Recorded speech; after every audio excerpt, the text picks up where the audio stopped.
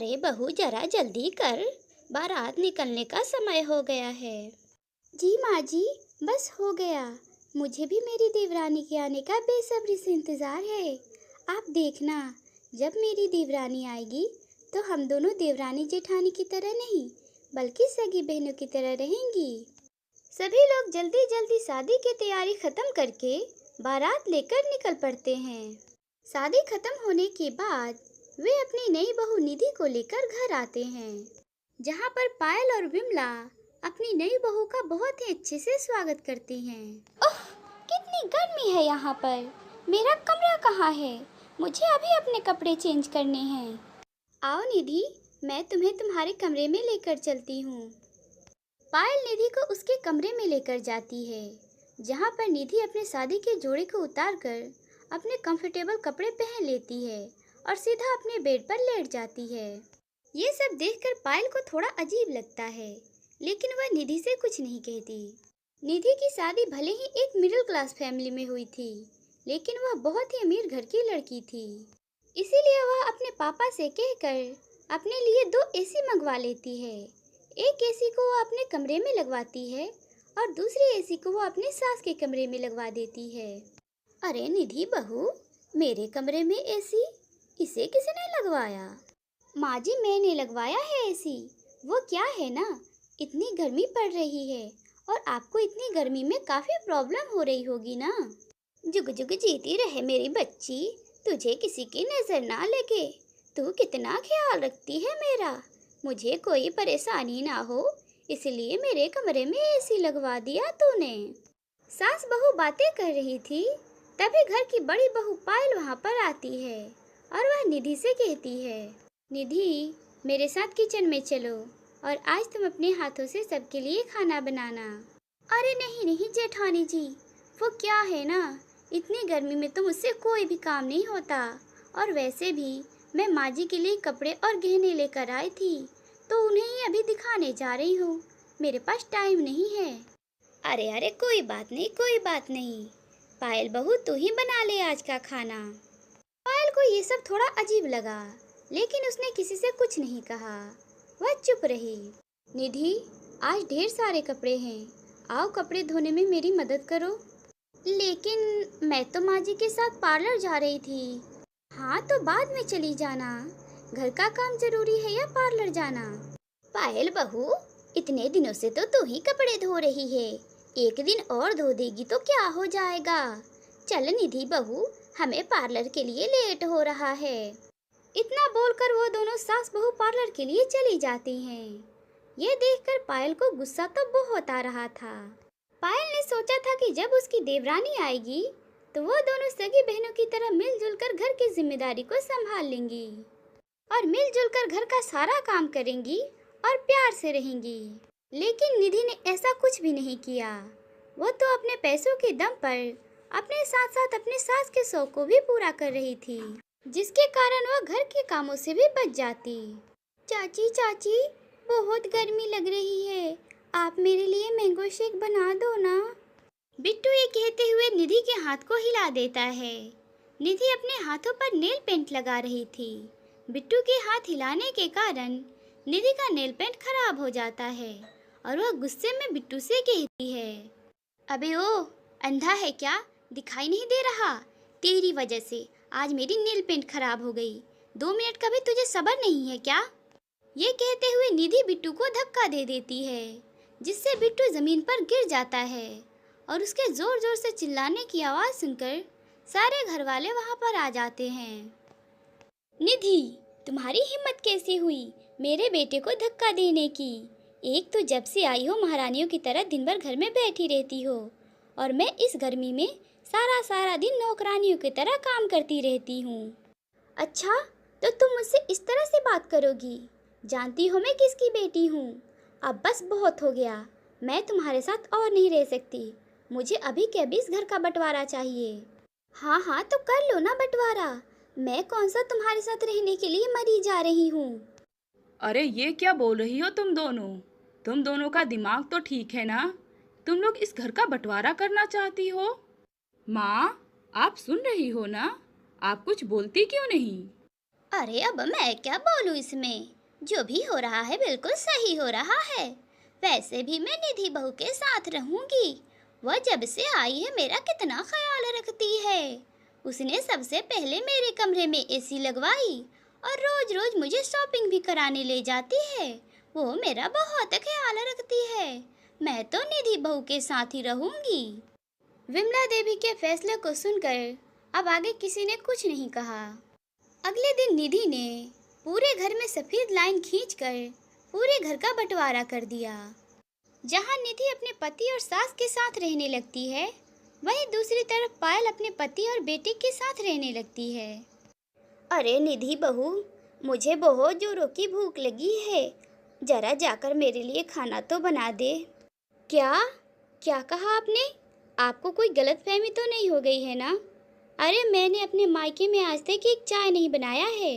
अगर आपको इतनी ही भूख लग रही है ना, तो खुद से जाकर किचन में खाना बना लो। मैं तो कोई काम करने वाली नहीं हूँ। निधि की बात को सुनकर विमला खुद ही किचन में खाना बनाने के लिए चली जाती है। अपनी बहू की बात को सुनकर विमला देवी किचन में खाना बनाने के लिए चली जाती हैं। विमला देवी खाना बना रही थी, वहीं लकीर के दूसरी तरफ उनकी बड़ी बहू पायल भी खाना बना रही थी। कैसी नालायक बहू है मेरी, देख रही है कि इतनी गर्मी में इतनी बूढ़ी सास खुद से खाना बना रही है, ये नहीं कि मेरी थोड़ी मदद कर दे। विमला देवी मन ही मन पायल को कोस रही थी और खाना बनाकर थोड़ी देर में किचन से निकल जाती हैं। ऐसे ही कुछ दिन गुजर जाते हैं। विमला देखती है कि उसकी बड़ी बहू के हिस्से का घर बिल्कुल किसी हीरे की तरह चमक रहा है। वहीं उसकी दूसरी बहू निधि के हिस्से का घर बिल्कुल किसी कूड़ेदान की तरह लग रहा था। अरे निधि बहू, देख कितना घर में कूड़ा कचरा फैला है। उठ और जाकर घर की सफाई कर दे। तू बहू है इस घर की, ये तो तेरा काम है। माँ जी, तो आप भी तो इस घर की बहू हैं। आप ही जाकर पूरे घर की सफाई कर दो, क्योंकि मैं इस एसी से तो बाहर जाने वाली नहीं हूँ। निधि की बात सुनकर विमला सफाई करने के लिए चली जाती है। वह पूरे घर की सफाई करती है। क्या किस्मत है मेरी।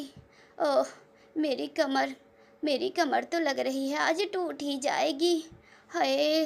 निधि पूरे दिन अपने एसी के सामने अपने घर में बैठी रहती थी और वहीं अपनी बूढ़ी सास से वो अपने पूरे घर की साफ सफाई करती, बिल्कुल एक नौकरानी की तरह। माँ, चाचा चाची के कमरे से कितनी ठंडी हवा आ रही है। हमारे कमरे में एसी कब लगेगा? बेटा, हम तुम्हारे चाचा चाची की तरह उतना अमीर नहीं हैं। तुम्हारे चाचा एक मल्टीनेशनल कंपनी में काम करते हैं और तुम्हारे पापा एक मामूली से कूलर की दुकान में, समझे? अपने माँ के गुस्से को देखकर बिट्टू अपने कमरे से बाहर आ जाता है। घर के बाहर आकर देखता है तो उसके चाची के कमरे से ठंडी ठंडी हवा आ रही थी, इसीलिए वो खुद को रोक नहीं पाता है और घर के बीच खींची हुई रेखा को लांघकर वो अपने चाची के कमरे में चला जाता है। तेरी हिम्मत कैसे हुई मेरे कमरे में आने की? उस दिन का धक्का भूल गया है क्या? चल भाग यहाँ से। अपनी चाची की डांट फटकार को सुनकर बिट्टू जल्दी से वहाँ से अपने घर में भाग जाता है। बिमला इस उम्र में घर का पूरा काम कर रही थी, इसीलिए उसे काफी थकावट हो रही थी और उसकी तबीयत भी खराब लग रही थी। एक दिन बिमला घर में झाड़ू लगा रही थी, तभी वह अचानक से बेहोश हो जाती है। बिमला को बेहोश हालत में उसकी बड़ी बहू पायल देखती है, मगर वह घर के बीच खींची हुई रेखा को लांघ नहीं सकती थी। माँ जी, मुझे माफ कर दीजिए, मैं आपके द्वारा ही इस खींची हुई रेखा को लांघ नहीं सकती हूँ। इतना बोलकर पायल वहाँ से चली जाती है। तभी थोड़ी देर में सुमित घर पर आता है और वह अपनी माँ को बेहोश हालत में देखकर उसे उठाकर अपने कमरे में ले जाता है। अपनी माँ को बेड पर लेटाकर वह निधि के पास आता है। तब वह देखता है कि वह मजे से एसी में बैठकर आराम फरमा रही थी। तुम्हारी आंखों में थोड़ी सी भी शर्म नहीं है? तुम जानती हो कि मेरी माँ बूढ़ी है, फिर भी तुम उनसे काम करवा रही हो। लेकिन खबरदार, आज के बाद अगर तुमने मेरी माँ से काम करवाया तो मेरे घर में तुम्हारे लिए कोई जगह नहीं है। अपने पति को इतने गुस्से में देखकर निधि काफी ज्यादा डर जाती है, जिसके बाद से निधि घर का काम खुद से ही करने लगती है। उफ, कितना मुश्किल हो रहा है। इतनी गर्मी में खाना बनाना पड़ रहा है मुझे। लगता है मैंने कपड़ों में डिटर्जेंट पाउडर की जगह ब्लीच पाउडर डाल दिया है। ये सारे रंगीन कपड़े तो विधवा हो गए। ओह, इतनी गर्मी में मुझे ही घर का सारा काम करना पड़ रहा है। लगता है मैंने घर का बंटवारा करके अपनी ज़िंदगी की सबसे बड़ी गलती कर दी। मुझे अपनी इस गलती को सुधारना चाहिए। इसके बाद निधि घर में खुद से खींची हुई रेखा को पार करके पायल के पास माफ़ी मांगने के लिए चली जाती है, जहाँ पर निधि देखती है कि उसकी सास तो पायल के कमरे में पहले से ही मौजूद है। माँ जी, आप यहाँ पर? हाँ, मैं यहाँ पर। मैं पायल बहू से माफ़ी मांगने आई हूँ। जिस बहू ने मेरी इतनी सेवा की उसे ही मैंने ठुकरा दिया, वो भी तेरी वजह से। तेरी अमीरी के चकाचौंध ने मुझे अंधा करके रख दिया था, जिसके कारण मैं अपनी सीधी सादी भोली भाली बहू को पहचान नहीं पाई और तेरे साथ रहने लगी। बड़ी बहू, मुझे माफ़ कर दे। हाँ जेठानी जी, आप मुझे भी माफ़ कर दीजिए। मुझे आपके साथ ऐसा व्यवहार नहीं करना चाहिए था। मैं वादा करती हूँ कि मैं आज के बाद ऐसा कुछ भी नहीं करूँगी और आपके काम में आपकी हाथ बटाऊँगी। फिर पायल सास बहू को माफ़ कर देती है और पूरा परिवार मिलकर हंसी खुशी से रहने लगता है। समरपुरम नाम के गांव में भोला नाम का एक किसान रहता था। भोला की पत्नी बहुत ही आलसी थी। लगभग घर का सारा काम भोला को ही करना पड़ता था। एक दिन भोला जंगल से लकड़ियां लेकर घर आता है और वह अपनी पत्नी से बोलता है। अरे लक्ष्मी, कहाँ हो? जरा मुझे एक गिलास पानी तो दे दो। वहीं पर मटका और गिलास रखा है, आप पानी लेकर पी लो। मैं बहुत बीमार हूँ, मुझसे तो उठा भी नहीं जा रहा। फिर भोला खुद से ही मटके से पानी निकालकर पी लेता है। अरे भाग्यवान, तुम अभी तक सो रही हो, खाना नहीं बनाया क्या? सारा दिन घर का काम करते करते मुझे चक्कर आ गए थे, इसलिए मैं अभी तक आराम कर रही हूँ। मुझसे तो उठा भी नहीं जा रहा। लेकिन सुबह तो तुम बिल्कुल ठीक थी, फिर तुम्हें अचानक से चक्कर कैसे आ गया? अच्छा चलो कोई बात नहीं, मैं खुद से ही खाना बनाकर खा लेता हूँ, तुम आराम करो। भोला जाकर खुद से ही खाना बना के खाकर सो जाता है। अगली सुबह फिर से वह अपनी पत्नी के पास आता है और पूछता है। अरे भाग्यवान, अब कैसी तबीयत है तुम्हारी? अब कुछ ठीक लग रहा है? नहीं जी, अभी भी मुझे कुछ ठीक नहीं लग रहा। कल तो चक्कर आ रहे थे और आज तो पूरा बदन ही टूट रहा है। देखो, वो मैं कह रहा था कि मैं सारे बर्तन नल के नीचे रख आया हूँ, तुम अगर धो देती तो मेरी थोड़ी सी मदद हो जाती। मैं भी दिन भर काम करके थक जाता हूँ। नहीं जी, अभी ये मेरे बस की बात नहीं है। अभी तो पूरा बदन टूट रहा है। अगर मैंने बर्तन धो दिया तो फिर तो मुझे बुखार आ जाएगा। ठीक है, क्या करूँगा, मुझे ही अब सारे बर्तन धोने होंगे। ऐसा कहकर भोला वहाँ से चला जाता है और खुद ही जाकर सारे बर्तन धोता है। सुनो लक्ष्मी, आज मैं बाजार जा रहा हूँ, दोपहर के टाइम तक नहीं लौट पाऊँगा, इसलिए तुम्हारे लिए दलिया बनाकर रख दिया है, तुम दोपहर को खा लेना। इतना कहकर भोला बाजार के लिए चल देता है। हे भगवान, कैसा पति मिला है मुझे, रोज रोज दलिया खिलाता है। आज तो मैं ये दलिया नहीं खाऊंगी, मैं आज अपने लिए मटर आलू की सब्जी बनाऊंगी। भोला बाजार के लिए जा ही रहा था, तभी रास्ते में उसे मुंशी जी मिल जाते हैं। अरे भोला, क्या बात है, इतनी धूप में तुम कहाँ जा रहे हो? वो क्या है मुंशी जी कि मुझे अपने फसल के लिए बीज लाने थे, इसलिए बाजार जा रहा हूँ। ऐसा करो, तुम आज शाम को मेरे घर आ जाओ, मैं तुम्हें फसल के अच्छे अच्छे बीज दे दूँगा। और हाँ, मेरे घर पर आज पूजा है, इसलिए आज तुम अपने घर पर खाना मत बनाना और अपनी पत्नी को लेकर मेरे घर आ जाना। ठीक है मुंशी जी, तो मैं बाजार नहीं जा रहा हूँ, मैं अपने घर जा रहा हूँ और शाम को अपनी पत्नी के साथ आपके घर आ जाऊँगा। इधर लक्ष्मी घर में अपने लिए स्वादिष्ट स्वादिष्ट खाना बना रही थी। भोला अपने घर आ रहा था, लेकिन उसे रास्ते में ही खाने की खुशबू का पता चलता है। अरे वाह, कितनी अच्छी खुशबू है। लग रहा है कहीं स्वादिष्ट स्वादिष्ट पकवान बन रहा है। फिर भोला अपने घर के करीब आता है, तो उसे पता चलता है कि ये खुशबू तो उसके घर से ही आ रही थी। अरे ये क्या, ये खुशबू तो मेरे घर से ही आ रही है। लेकिन लक्ष्मी तो सुबह कह रही थी कि उसके कमर में बहुत जोरों की दर्द है। फिर भोला अपने घर के खिड़की से झांक कर देखता है। आज मुझे पता चला है कि ये घर के कामों से बचने के लिए तबीयत खराब होने का बहाना करती है। अच्छी बात है, अब मैं तुम्हें सबक सिखाऊंगा। लक्ष्मी खाना बनाकर खा लेती है। तभी थोड़ी देर बाद भोला घर आता है। अरे आ गए आप, कितना देर लगा दिया। अब तो शाम हो गई है। खाना कब बनाओगे और कब खिलाओगे मुझे? अरे हाँ, मैं तो तुम्हें बताना ही भूल गया। आज शाम को मुंशी जी के घर पूजा था। मैं वहीं पर खाना खाने चला गया था।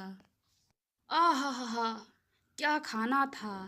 मटर पनीर, समोसे, पूरी कचौड़ी और भी बहुत सारे स्वादिष्ट स्वादिष्ट खाना था। खाकर तो मुझे मज़ा ही आ गया। ऐसा खाना मैंने बहुत टाइम बाद खाया था। क्या खाने में इतना सारा कुछ था? तो फिर आप मेरे लिए क्यों नहीं लाए? अरे भाग्यवान, मैं तुम्हारे लिए इसलिए नहीं ला पाया क्योंकि तुम्हारी तबीयत तो खराब थी और तुम इतना सारा तला हुआ खाना खाती तब तो तुम्हारी तबीयत और खराब हो जाती। वो तो मेरी तबीयत सुबह खराब थी। अभी तो मैं बिल्कुल ठीक हूँ। अब क्या कर सकते हैं, मेरा पेट तो भरा हुआ है। भुना हुआ चना रखा हुआ है। ऐसा करो, तुम उसे ही खा लो। कल सुबह देखेंगे कि कल क्या बनाना है। हे भगवान, मेरे हाथों से कितना अच्छा मौका निकल गया। अगर मैं सुबह अपने तबीयत खराब होने का बहाना ना करती, तो फिर मुझे भी ये स्वादिष्ट स्वादिष्ट खाने खाने को मिलते। मैंने तो अपने ही हाथों से अपने ही पैर पर कुल्हाड़ी मार लिया है। अगली सुबह लक्ष्मी अपने पति से बोलती है, अजी सुनते हो, जरा मेरे लिए चाय बना दो। क्या, चाय? अरे नहीं नहीं भाग्यवान, ये लो लौकी का जूस। आज से हम लौकी का जूस पियेंगे। इससे हमारी तबीयत कभी खराब नहीं होगी। नहीं नहीं, मैं ये नहीं पी सकती हूँ। अरे क्या बात कर रही हो, ये सब तो मैं तुम्हारे लिए ही कर रहा हूँ। तुम्हारी हर वक्त तबीयत जो खराब रहती है। लौकी का जूस पीने से तुम्हें कभी थकावट, कमर दर्द, बुखार कुछ भी नहीं होगा। तुम बिल्कुल पूरी तरह से ठीक हो जाओगी। भोला ऐसा कहकर जबरदस्ती अपनी पत्नी को लौकी का जूस पिला देता है। अजी, खाने में क्या बना रहे हो? खाना कब तक ले आओगे? उबली हुई लौकी, अब तुम्हें यही सब खाना होगा। नहीं नहीं, अब मैं ये सब और नहीं खा सकती हूँ। ऐसा कह देने से काम नहीं चलेगा। तुम्हारी तबीयत ठीक रखनी है ना, इसलिए तुम्हें ये सब खाना ही पड़ेगा। चलो, मेरा तो ठीक है, लेकिन तुम क्या खाओगे? मैं, पड़ोस में मदन भैया है ना, उनके लड़के का जन्मदिन है। मैं वहीं जाकर खा लूँगा। सोचा था तुम्हें भी साथ लेकर चलूँ, मगर क्या कर सकते हैं, तुम्हारी तो तबीयत खराब है ना। इतना कहकर भोला अपने घर से निकल पड़ता है। हे भगवान, फिर से मुझे लौकी खाना होगा। नहीं, अब बस बहुत हुआ। अब मैं लौकियों की नहीं खाऊंगी। शाम को भोला घर आता है और वह अपने साथ थोड़ा सा खाना भी ले आता है। खाने को देखकर भोला की पत्नी के मुंह में पानी भर जाता है। क्या ये खाना आप मेरे लिए लाए हो? अरे नहीं नहीं, ये खाना तो मैं अपने लिए लाया हूँ। मैं इसे सुबह गर्म करके खा लूँगा। तुम्हारे लिए सुबह ही मैंने लौकी बनाया तो था, खाकर सो जाओ। भोला इतना कहकर अपने कमरे में सोने के लिए चला जाता है। लेकिन लक्ष्मी के मन में हलचल सी मच गई थी।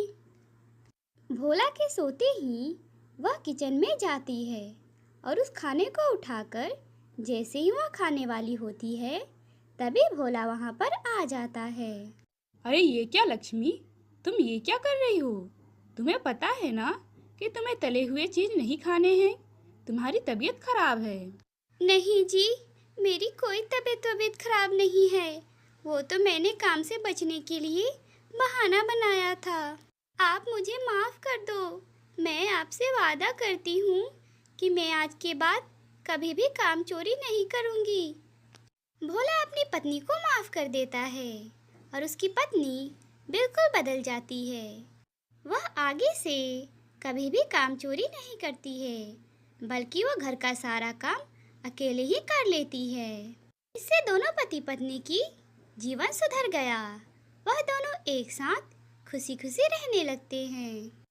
प्यारे दोस्तों, अगर आपको हमारी कहानी थोड़ी सी भी पसंद आई हो तो प्लीज़ आप हमारे चैनल को सब्सक्राइब जरूर करें।